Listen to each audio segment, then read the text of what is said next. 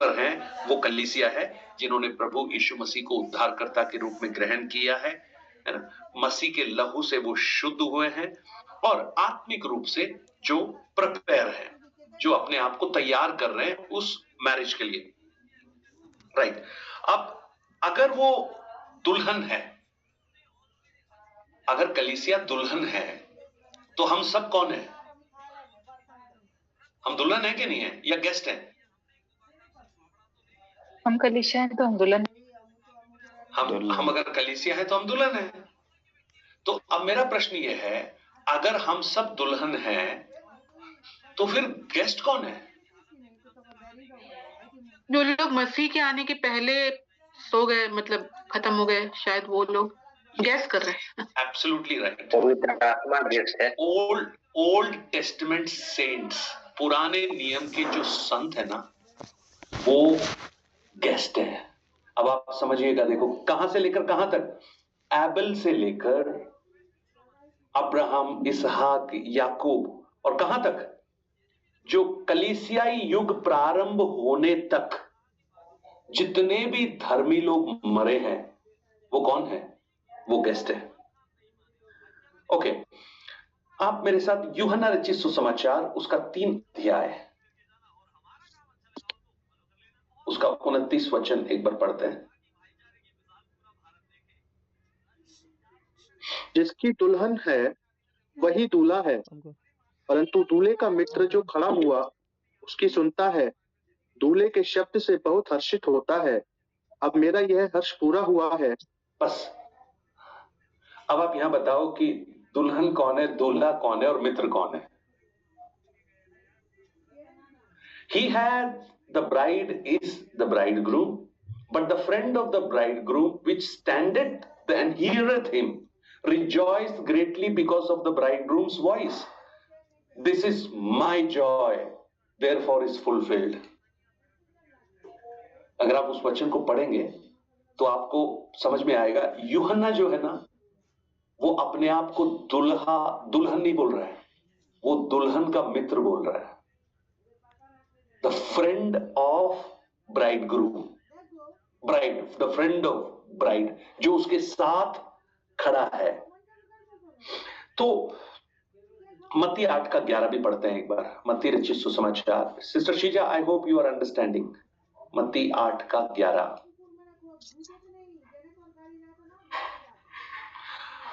और मैं तुमसे कहता हूँ, हाँ पढ़ो। और मैं तुमसे कहता हूँ कि बहुतेरे पूर्व में और पश्चिम से आकर इब्राहिम और इसहाक और याकूब के साथ स्वर्ग के राज्य में बैठेंगे। इब्राहिम और इसहाक और याकूब के साथ स्वर्ग के राज्य में बैठेंगे। कहीं भी नहीं लिखा है कि यीशु के साथ आकर बैठेंगे। राइट। सो पुराने नियम में, ओल्ड टेस्टमेंट में, जो यहूदी लोग थे, जो संत थे, जिन्होंने यीशु मसीह के उद्धार के कार्यों को, यानी क्रूस पर मृत्यु होने से पहले जिन्होंने उद्धार पाया था, वो पुराने नियम के संत हैं। ओके, इसमें और भी कुछ लोग हैं। और कौन है? जो ट्रिबुलेशन टाइम में, जो उस क्लेश और महाक्लेश के बीच में जिन्होंने उद्धार पाया। बहुत से लोगों ने उद्धार पाया था ना, याद है आपको? उनके प्राण चले गए थे, वो भी उद्धार पाए, वो भी गेस्ट है। सो अब आप देखिए क्यों है ऐसा, वो गेस्ट क्यों है? कलीसिया है, जो ब्राइड है, वो क्या है? न्यू है, नई है। और जो टेस्टामेंट चर्च है, जो यानी आज का जो कलीसिया युग है, इसको कलीसियाई युग बोलते हैं। The age of the dispensation of grace.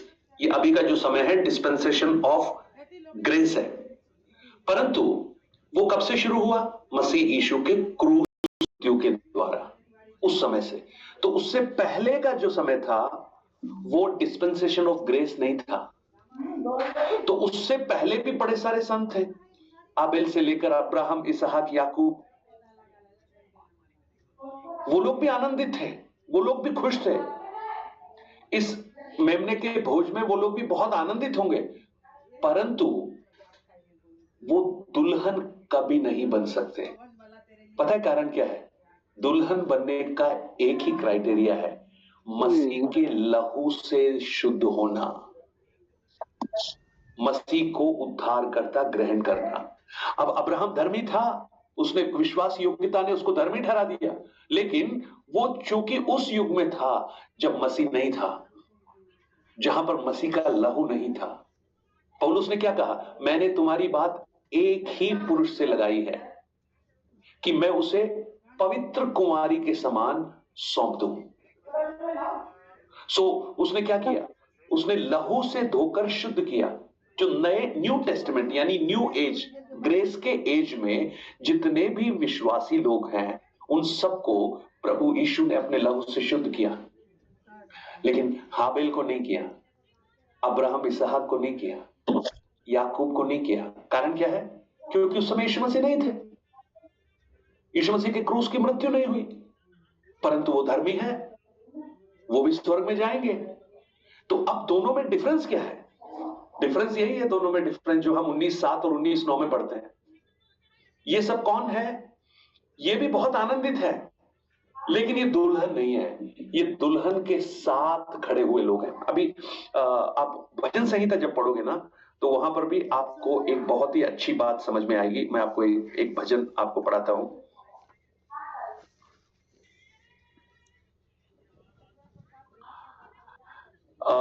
मेरा हृदय एक सुंदर विषय की उमंग से उमड़ रहा है।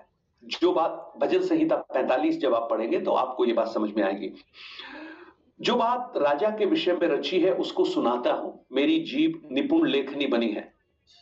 तू मनुष्यों की संतान में परम सुंदरी है और तेरे होठों में अनुग्रह भरा है, इसलिए परमेश्वर ने तुझे सदा के लिए आशीष दी है।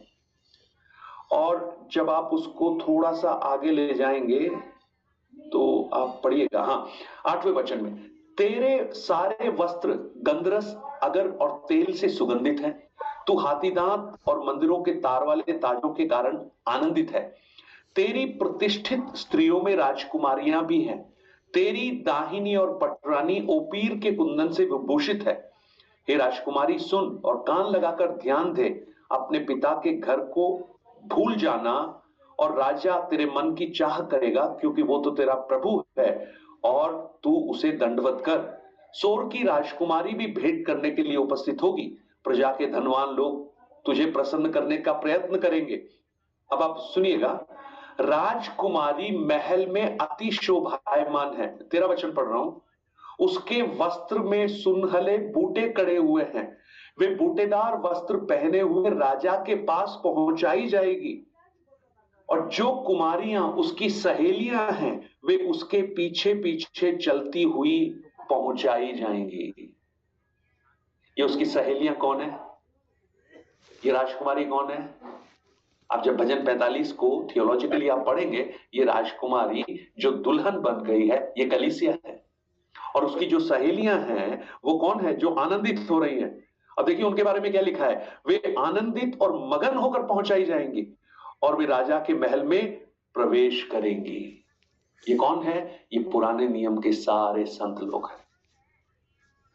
इसलिए जब जब पुनरुत्थान होगा ना, तो पहले कौन उठाए जाएंगे बताइए? जो मरे हुए, जो मसीह में मुर्दे जी उठेंगे, बाकी जो हम जिंदा है बदल जाएंगे। याद है वो गाना? तो पहले कौन उठेगा?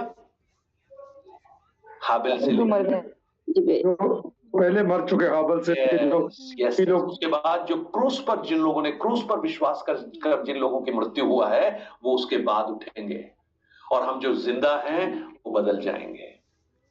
राइट? सो हम दुल्हन हैं या मेहमान हैं? दुल्हन। हम दुल्हन है। मेहमान कौन है? यस, जो वो पहले ये पहले। अब आप इस सच्चाई को आप समझिए। अब्राहम कौन था? विश्वासियों का पिता। कितना अद्भुत विश्वास उसने किया। ठीक है, कितना अद्भुत विश्वास किया। अगर उसके विश्वास की तुलना हम रजत के विश्वास से करें या निकुंज के विश्वास से करें, तो कहां ठहरेंगे ये लोग? कहीं रुक पाएंगे? कहीं नहीं रुकेंगे ना। लेकिन पता क्या हुआ? हमारे साथ क्या हुआ? हमारे साथ प्रभु यीशु मसीह आ गया, और चूंकि हमारे लिए यीशु मसीह उपलब्ध था, तो हमारा जो विश्वास की धार्मिकता है ना, वो उनके विश्वास की धार्मिकता से बहुत बड़ी बन गई। और वो हमारी धार्मिकता नहीं है, वो मसीह यीशु के क्रूस पर किए गए कार्य की धार्मिकता है। आई होप ये सबको समझ में आ गया। सो हम कितने सौभाग्यशाली हैं कि हम पुराने नियम में नहीं है। पुराने नियम में होते तो हम दुल्हन नहीं बनते। हम कौन बनते? हम मेहमान होते। हम भोज में जरूर शामिल होते, लेकिन दुल्हन की सीट पर बैठने का वो, आप सोचिए शादी में जब दुल्हन जहां बैठती है उस सोफे पर, उस पर बैठने का कुछ अलग ही एक आनंद है ना। आपको कितनी भी बड़ी कुर्सियां दे दो, कितने भी बड़े बड़े जगह दे दो, लेकिन उस कुर्सी पर बैठना अपने आप में एक बहुत बड़ी बात है। Right? So is it clear? हम मेहमान नहीं हैं, हम दुल्हन हैं। और मेहमान कौन है? मेरे क्वेश्चन है, यस, जैसे एक वो दृष्टांत था जिसमें राजा ने बुलाया था और खाना कोई खाया नहीं और अन्य लोगों को बुलाया गया, जैसे अन्य जातियों को। मत्ती सुसमाचार। हाँ। यस, तो अब जब इसमें जो भोज में आ रहे हैं वो तो यहूदी लोग हैं, जब इस वचन से तो, और वहां पर वो उसका मतलब था कि वो अन्य जाति लोग थे। यहूदियों ने मतलब उसके भोज को ठुकराया, और जो बुलाए गए थे, तो इससे कोई रिलेवेंट है दोनों? नहीं, बिल्कुल नहीं है। वो पूरा एक सुसमाचार के विस्तार को दर्शाता है। That is talking about the power of evangelism. मतलब जब अपनों ने उसे तिरस्कृत कर दिया, तो औरों को उसने एक्सेप्ट कर लिया।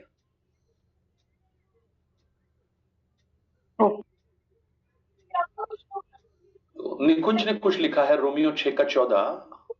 निकुंज, what do you mean to से?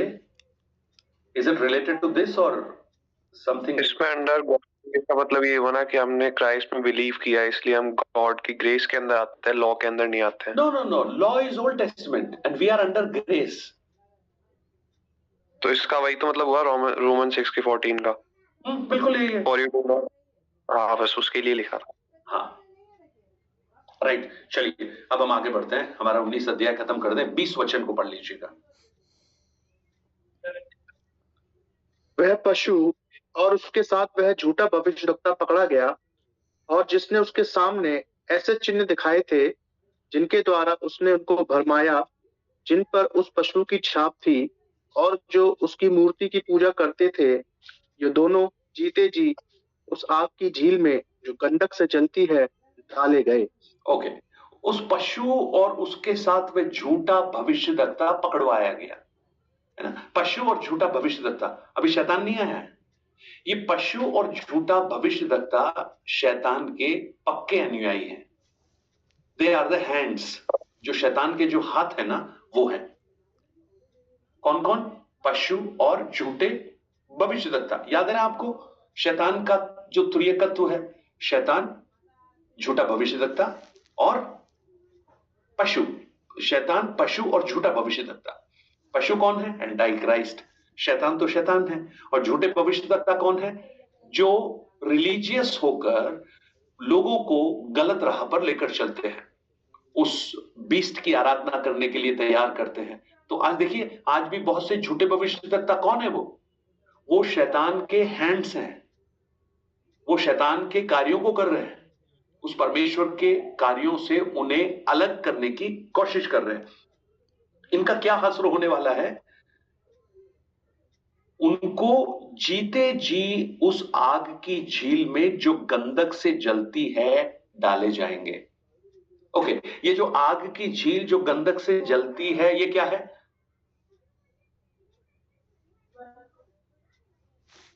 नरक है। नरक नहीं, ये नरक नहीं है। मैं इसलिए आपको क्लैरिटी देना चाहता था, ये नरक नहीं है। ये पता है कौन सी जगह है? अथाकुंड। यस, नहीं, ये जो हेडेस। मैंने आपको ये शायद पहले बताया था, मैं आपको फिर से बताऊं ये क्या हो रहा है यहाँ पर। अच्छा, इसके बाद क्या होगा? अभी तो किस किस को डाला है? पशु को और झूठे भविष्यद्वक्ता को। शैतान भी डाला जाएगा। शैतान पीछे पीछे आ रहा है। ये जब आपने देखा है ना, जब पुलिस वाले जब किसी क्रिमिनल को ढूंढते हैं, सीबीआई वगैरह रेड करती है, तो धीरे धीरे धीरे धीरे पकड़ में आते हैं। सबसे पहले कौन पकड़ में आता है? जो सबसे आगे खड़ा होगा वो पकड़ में आता है। फिर पुलिस कहती है नहीं, इसके पीछे किसी का हाथ है, अभी कार्रवाई चल रही है, हम उसको ढूंढ रहे हैं। तो फिर उसके बाद फिर एक दिन और अखबार में आता है, उनका एक और सरगना पकड़ा गया, लेकिन अभी सरगना ही पकड़ा गया है, लेकिन उसके मुख्य तार जो है दुबई से जुड़े हुए हैं। जो मुख्य अभियुक्त कहाँ है? दुबई में है। फिर वो कुछ दिन के बाद में पता लगता है कि अब वो भी पकड़े जा चुके हैं। तो अभी कौन कौन पकड़े गए हैं? पशु और भविष्यद्वक्ता। अभी उनका नंबर आ रहा है। कानून के हाथ पता नहीं, मुझे नहीं पता कितने लंबे हैं, लेकिन परमेश्वर के हाथ तो बहुत लंबे हैं, उससे तो कभी कोई बच ही नहीं सकता। अगर 20 अध्याय उसके 10 वचन को पढ़ेंगे, वहां लिखा है, और उनका भरमाने वाला शैतान आग और गंधक की उस झील में, जिसमें पशु और झूठा भविष्यद्वक्ता भी होगा, है ना। 20 वचन में हमने पढ़ा ना, किस किस को डाला वहां पर? पशु और झूठे भविष्यद्वक्ता को। ये दोनों तो पहले ही चले गए, और वहां जाके बेचारे दुखी हो रहे होंगे, यार जिसके लिए हमने काम किया था वो तो आए नहीं, हम दोनों यहां पड़े हैं, मर रहे हैं।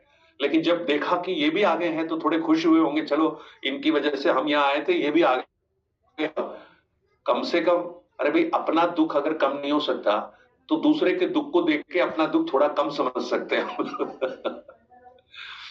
तो देखिएगा, एक व्यक्ति जो एक पापी जब मरता है ना, तो वो कहां जाता है? हेडेस में जाता है ना, जिसको अधोलोक बोलते हैं, अधोलोक में जाता है। और वो उसका जो हेडेस का जो अर्थ है ना, अगर उसका जो मीनिंग देखे, वो है द अनसीन वर्ल्ड, जो देखा नहीं गया।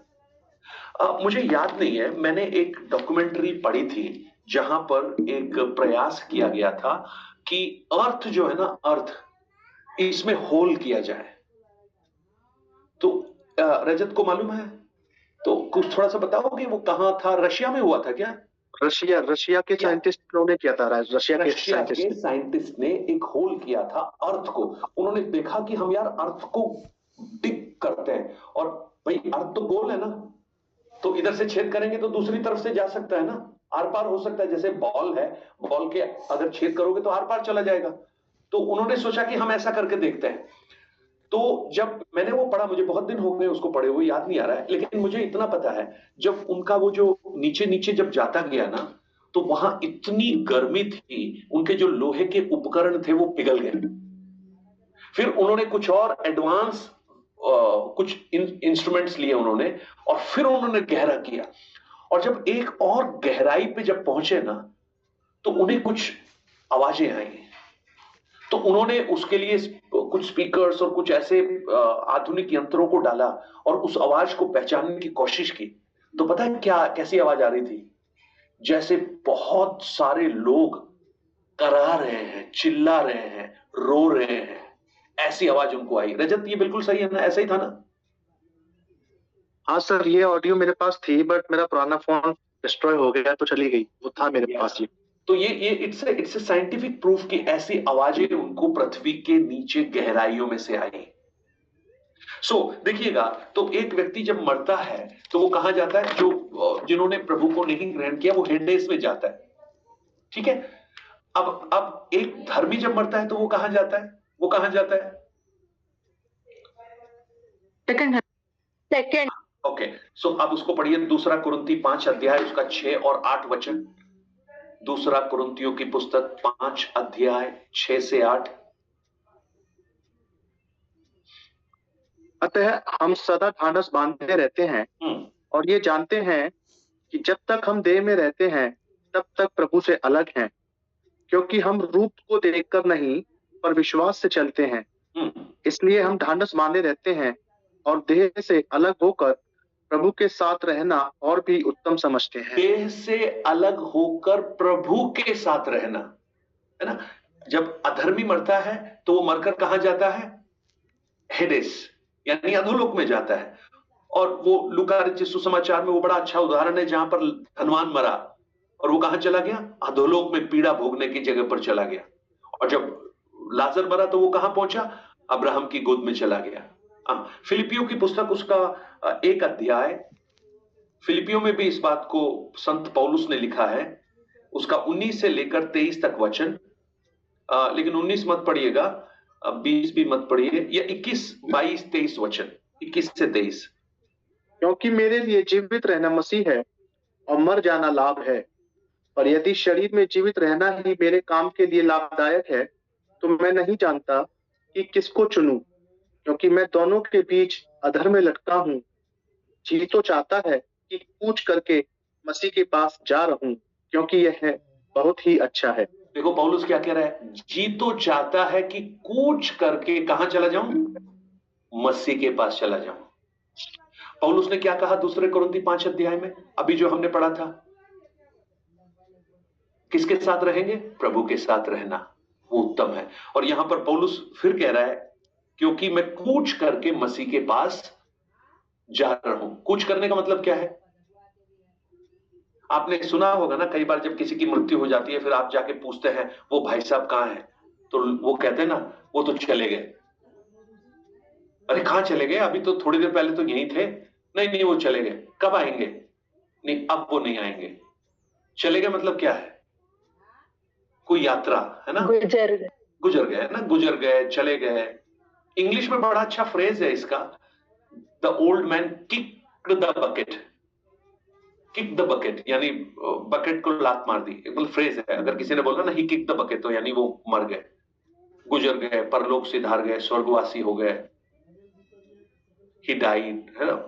तो देखिए दो बातें, एक धर्मी जब मरता है तो वो प्रभु के पास जाता है, द सेकंड हेवन यानी अब्राहम की गोद, और जब अधर्मी मरता है तो वो कहां जाता है, हेडेस।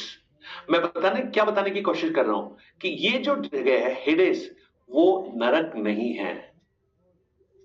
उसको कैसे समझेंगे, आप वापस आ जाइए 20 अध्याय में, आपको तुरंत समझ में आएगा। अभी देखना, उसको पढ़ते ही आपको समझ में आ जाएगा।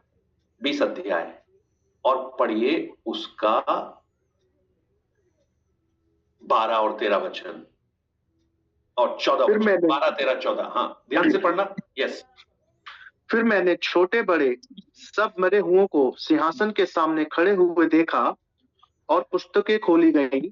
और फिर एक और 11 से जब पढ़ेंगे वहां पर लिखा है, फिर मैंने एक बड़ा श्वेत सिंहासन और उस पर उसको बैठे हुए देखा, यानी मसीह को बैठे हुए देखा, जिसके सामने से पृथ्वी और आकाश भाग गए। मैं अभी वो उसका अर्थ नहीं समझा रहा, पृथ्वी और आकाश। आपने कभी पृथ्वी और आकाश को भागते हुए देखा है? नहीं देखा। चलो हम उसको अब, क्योंकि अभी ये अध्याय नहीं है, मैं सिर्फ बताने के लिए बोल रहा हूं। और उनके लिए कोई जगह नहीं थी। हाँ अब पढ़ो रजत। फिर मैंने छोटे बड़े सब मरे हुओं को सिंहासन के सामने खड़े हुए देखा और पुस्तकें खोली गईं। और फिर एक और पुस्तक खोली गई, अर्थात जीवन की पुस्तक। और जैसा उन पुस्तकों में लिखा हुआ था, वैसे ही उनके कामों के अनुसार मरे हुओं का न्याय किया गया। समुद्र ने उन मरे हुओं को जो उसमें थे दे दिया, और मृत्यु और अधोलोक ने उन मरे हुओं को जो उनमें थे दे दिया, और उनमें से हर एक के कामों के अनुसार उनका न्याय किया गया। मृत्यु और अधोलोक आग की झील में डाले गए। यह आग की झील दूसरी मृत्यु है। ओके ओके, अब आप देखिए ध्यान से, उसका 12 वचन, उसका जो 13 वचन है ना, वहां पर लिखा है, समुद्र ने उन मरे हुओं को जो उनमें थे दे दिया। समुद्र में कितने हजारों लाखों लोग मरे होंगे आज तक, है ना। कहां है वो, मर के कहां गए, पानी में सड़ गए। कितनी मछलियों ने खा लिया उनको, और उन जिन मछलियों ने खाया था उन मछलियों को लोगों ने खा लिया। एक मछली को दूसरी मछली ने खा लिया, दूसरी मछली को बड़ी वाली ने खा लिया, बड़ी वाली को मनुष्य ने खा लिया। अब जो मनुष्य पानी में मरे वो है कहां वो। लेकिन क्या लिखा है, जब वो श्वेत सिंहासन का न्याय होगा ना, तो वो सबके सब वापस आ जाएंगे। ये जो वापस आएंगे ना, आप ये मत सोचना कि शारीरिक रूप में वापस आएंगे, बट उनका जो स्पिरिट है ना, उसका न्याय होगा। और देखिए खास तौर से जो मैं बताना चाहता हूं, मृत्यु और अधोलोक ने उन मरे हुओं को जो उनमें थे, यानी मृत्यु और अधोलोक में कुछ मरे हुए लोग थे ना, अभी मैंने आपको क्या बताया था, जो अधर्मी लोग जिन्होंने विश्वास नहीं किया वो कहां जाते हैं?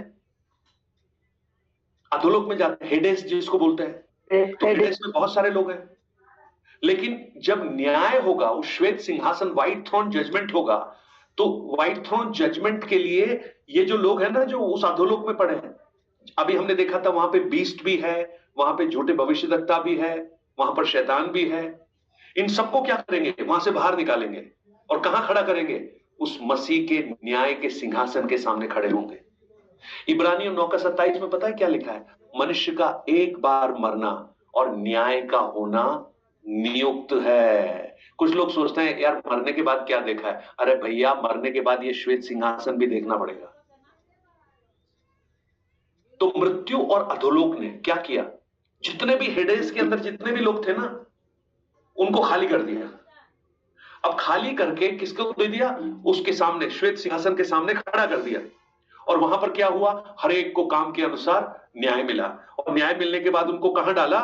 14 वचन, मृत्यु और अधोलोक भी आग की झील में डाले गए। यह आग की झील दूसरी मृत्यु है। ये जो स्थान है ना, आग की झील, ये है नरक। This is hello. आप वो हेडेस को मैंने पहले भी बताया था, हेडेस बिल्कुल ऐसा है जैसे कोतवाली होती है ना, कोतवाली के अंदर जो लॉकअप होता है वो हेडेस है, और उसके बाद जो हमारी तिहाड़ जेल, ये आग की झील है। समझ में आया? समझ में आ रहा है? कुछ कंफ्यूजन तो नहीं है? पीड़ा का स्थान कह सकते हैं क्या सर? पीड़ा का स्थान, day of place of torment. किसी ने कुछ पूछा? पास्टर, जो विश्वासी लोग हैं वो तब तक कहाँ रहेंगे? मतलब जैसे आज कोई मर गया, वो तो अगर उसने अच्छे काम नहीं किए, प्रभु को नहीं अपनाए, वो तो हेडेस में चला जाएगा। और जो विश्वासी है, पहला थिस्सलुनीयों 4:13 से लेकर 17 तक वचन, उस दिन क्या होगा? बड़ी आकाश से ध्वनि आएगी, तुरही फूकी जाएगी, और जो मरे थे मसीह में वो सब जी उठेंगे। ये कब होगा? जब मसीह यीशु रैप्चर के समय आएगा, जब कलीसिया। नहीं, मतलब आज के टाइम पे वो कहाँ होंगे? आज के टाइम पे वो सेकंड, आज कोई मर जाता है अब्राहम की गोद में है, जिसको हम पैराडाइज बोलते हैं। ये, अरे मैंने 2 वचन पढ़े थे, 2 कुरिन्ती 5:6 से 8, फिलिपियों 1:21 से 23। दोनों वचन में पौलुस ये कह रहा है, जी तो चाहता है कि मैं कूच करके मसीह से जा मिलूं, लेकिन वो मसीह से जा मिलूं का अर्थ वो स्वर्ग नहीं है, वो वाला स्वर्ग नहीं है जिसमें परमेश्वर रहता है, वो थर्ड हेवन है। लेकिन ये कौन सी जगह है? अभी एक टेम्परेरी जगह है। अब्राहम की गोद उसको बोला गया है, उसको कंफर्ट का प्लेस बोला गया है। क्यों? क्योंकि उसके बाद उनको, जैसे इन अधर्मियों का न्याय श्वेत सिंहासन के सामने किया गया, ऐसे ही विश्वासियों का न्याय बीमा सीट के सामने मसीह करेगा। मैंने उसको ऑलरेडी बता दिया था। और वहां पुरस्कार दिया जाएगा उनको, और उस पुरस्कार देने के बाद जिस स्थान पर वो पहुंचेंगे वो स्थान है स्वर्ग। तो क्वेश्चन ये है कि आज जो मरेंगे उनका क्या होगा? आज जो मरेंगे वो अब्राहम की गोद में होंगे, यानी वो अब्राहम की गोद को दर्शाया गया है पैराडाइज के रूप में, जहां के लिए पौलुस कह रहा है ना, कूच करके उसमें जा मिलो, वो स्थान। और वो सेकंड हेवन है, वो एक टेम्पररी प्लेस हम कह सकते हैं। बिल्कुल। इसलिए मैंने वो उदाहरण दिया था, शायद वो पुलिस लॉकअप का और जेल का। जब तक अदालती कार्रवाई कंप्लीट नहीं होती वो वहां रहेगा, जैसे ही कंप्लीट होगी, उसको सजा मिली, वो उसको पहुंचा देंगे वहां पर।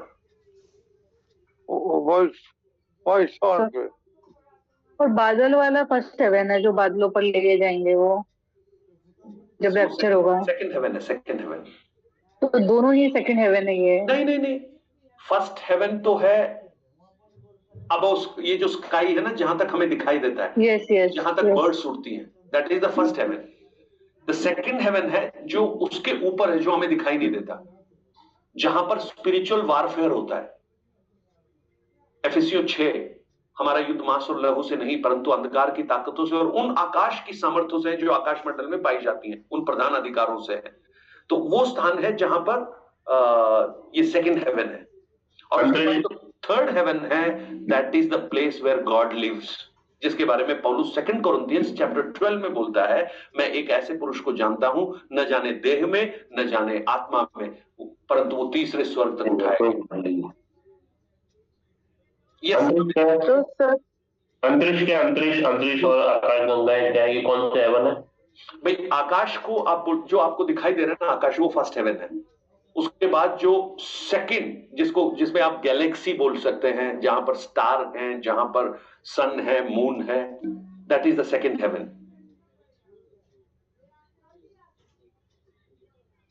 तो सर जब यीशु मसीह वापस आएगा, सिस्टर अनम्मा ने एक अच्छी बात लिखी। एक मिनट सोनम, सिस्टर बाइबल में।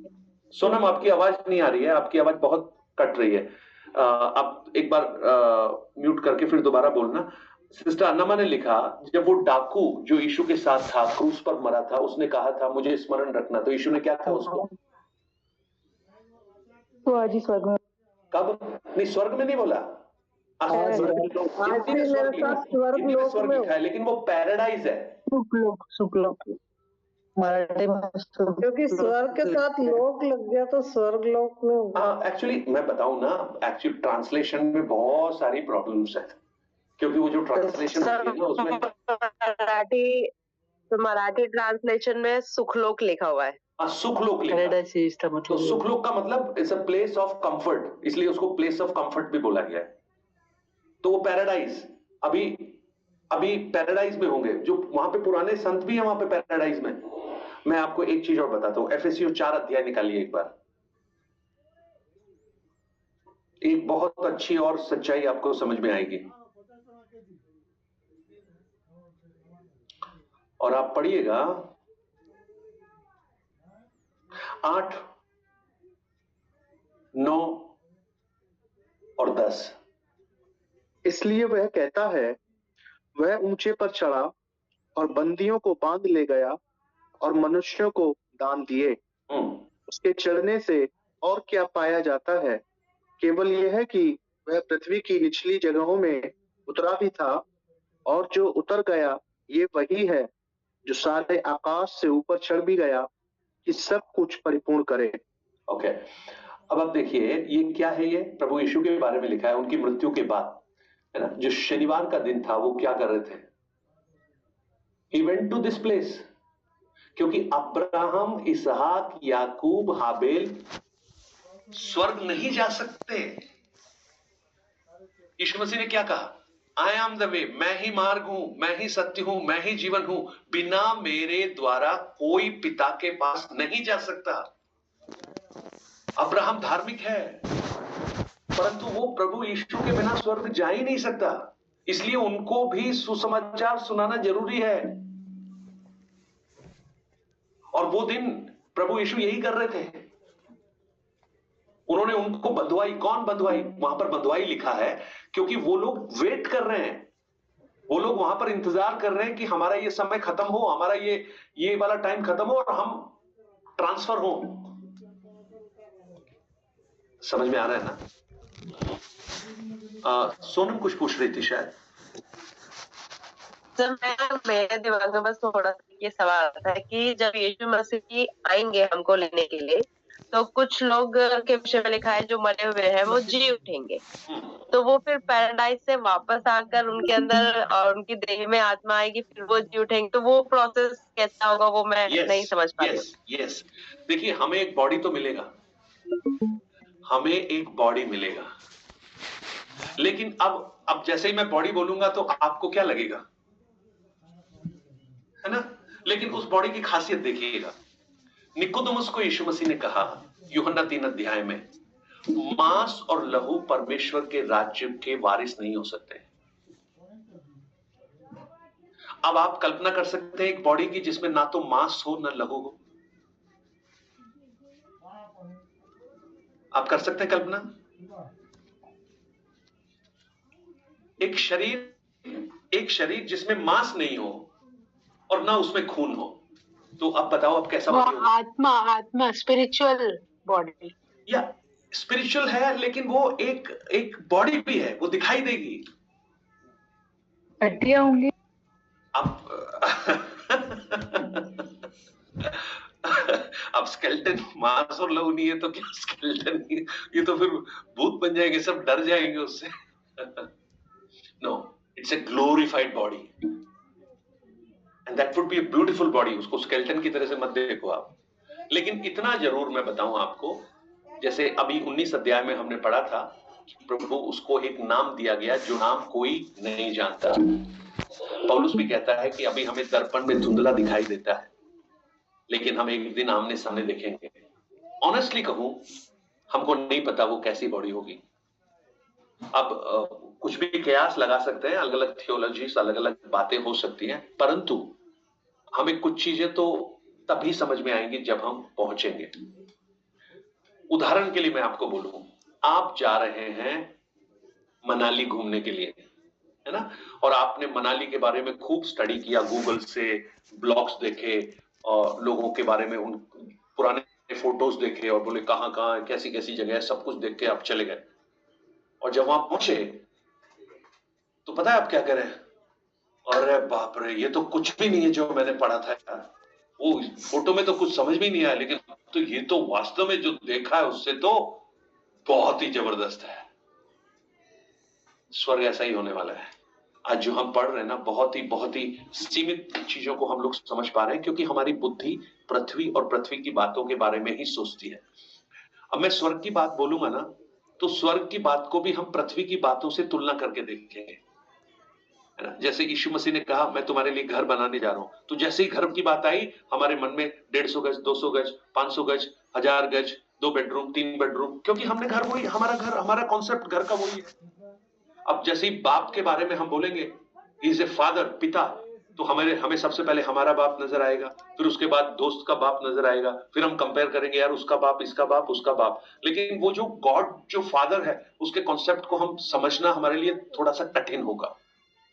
इसलिए यीशु मसीह ने स्वर्ग राज्य की बातों को किस रूप में बताया?